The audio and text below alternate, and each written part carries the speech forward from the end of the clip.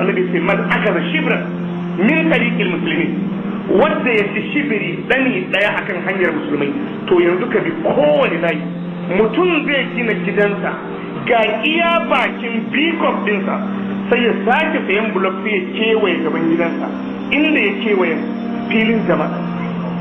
Billahi la ilaha illa huwa, wannan wajen da ka kewaye kake sa mota ko ake shanya abun ko ake wanki abun, na rantse da Allah za a nade maka a dora maka a ranar kiyama. Abin mamaki har waɗanda kake ganin kamar sun fahimci addini sai kaga suna wannan abin. Fili malam in ba naka bane gun baka saya ba, kar ka yadda kai ko wajen ajiye tawul ɗinka a wajen,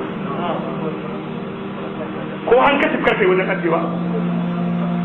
To yanzu gashi nan duk layin da kaji idan ka je zaka ga bikof din mutum iya abin da ke tsakanin katangar gidansa da bikof ɗinsa ta biyu, sai ya zo gaban gidan sai ya sake shata wani waje sai ya sake kewayewa. Wallahi tallahi in ka yarda Allah ɗaya ne, wallahi ka yarda za a dora maka wajen a ranar kiyama. Ba filin ka bane, haramun ne mana. Kaga waɗannan hanyoyin mun da ka gani iya abin da a musulunci ya halatta kai shi ne ka yi wani abun da al'umma za ta amfana. Imma ka tona bohol, imma ka tona rijiya, imma ka shuka wata bishiya, imma ka yi wani dakali, amma duk abin da za ka yi in dai kai kadai za ka amfana ko da kai da iyalanka, motar ka za ka sa abu, wallahi sai ka biya wajen ranar alkiyama. In dai kake banci wajen malam to ka duba don Allah, ka duba duk anguwan da ka shiga, duk anguwan da ka shiga, wani saboda yana da mutanen alam, wani saboda yana da ubangida a burgu, wani saboda yana da kaza, sai ya zo da sai blok sai kewaye inda yake so a ubangidansa. Na rantse da Allah abin da ka kewaye idan shibiri ne sai ka yi nadama sa ranar alkiyama, sai ka gwamnati da gidankan ma ka bar shi ma hanya ne da ya ji maka alkai.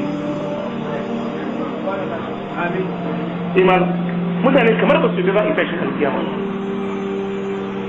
kamar ba su da za a yi tashin alkiyama. Idan wannan yayi wannan yayi, in wannan yayi wannan yayi, wajen ka saya ne da kake waye shi, ka saya ne da kake waye shi. Kai ba musulmi bane, baka da addini ne, kai baka da annabi ne, baka da tsari ne. A hadisi annabi ya ce wanda ya ci hanyar musulmai dan, kuma kaga wannan ƙarin da ake a gaban gidan gwanda ma ka ci filin wani, domin in ka ci filin wani rikicin da kai da shi ne ranar kiyama. Wallahi in ka ci hanyar anguwa kowa na fi rikici da shi ranar kiyama, laifi.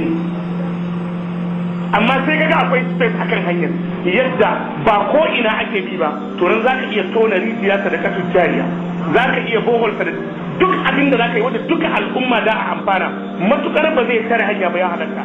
Amma haramun ne ka yi wani abu kai kadai da zaka amfana. Mutane ba su son gaskiya. To ina da ku gashi kun karanta a cikin hadisi ko? Ka rushe shi, me ne a ciki? In Allah ya kore maka ka sayi fili ka gina abin da kake so, in kana so ka yi abin da kake son ka rage filin ka yi abin da kake so, amma kar ka shiga kan hanya ko filin wani, za a maka kisasi a kai ranar da ka kwanta dama. Wannan kasan ba za ka iya ɗaukanta ba.